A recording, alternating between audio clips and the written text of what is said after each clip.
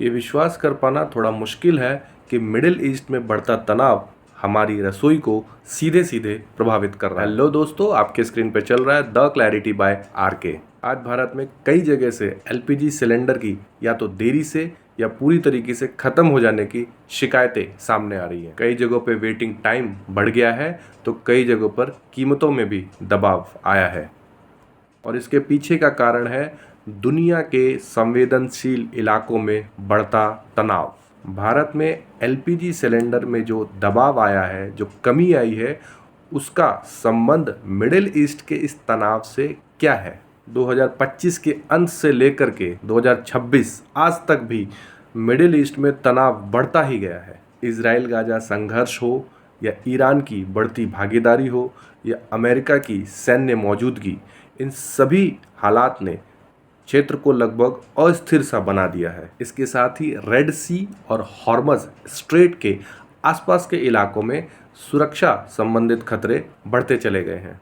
कुछ समूह के द्वारा शिप्स पर हमले और शिपिंग में बाधाओं की वजह से तेल और गैस के दाम, सप्लाई लगभग बढ़ते ही चले गए हैं। दोस्तों, पूरी दुनिया का लगभग 20% तेल और गैस हॉर्मज स्ट्रेट से ही होकर गुजरता है। चूंकि यहाँ सुरक्षा संबंधित जोखिम बढ़ रहे हैं तो जहाज या तो यहाँ आके रुक जाते हैं या कोई दूसरा लंबा रास्ता अपनाते हैं, जिससे सप्लाई स्लो और महंगी होती जा रही है। अब सीधा सवाल, इसका भारत से क्या संबंध? भारत अपनी एलपीजी का लगभग 50 से 60% आयात करता है, जो कि मिडिल ईस्ट से ही आता है। हो क्या रहा है? शिपिंग रूट्स जो हैं वो असुरक्षित हो गए हैं। इनका इंश्योरेंस और बीमा की लागत जो है वो बढ़ गई है। जहाज़ों को लंबा रास्ता तय करना पड़ रहा है, इसलिए एलपीजी की लैंडिंग कॉस्ट बढ़ गई है। टाइमली डिलीवरी नहीं हो पा रही है। कई जगह पे दाम बढ़ गए हैं और कई जगह पे लगभग मिलना मुश्किल हो गया है। अब इन सब का सीधा असर आम आदमी के घरों पर पड़ रहा है। भारत में लगभग 30 करोड़ से ज़्यादा घर एलपीजी पर निर्भर करते हैं। इसके अलावा छोटे होटल्स, ढाबे, catering service, street food vendors, इन सब की लागत बढ़ रही है।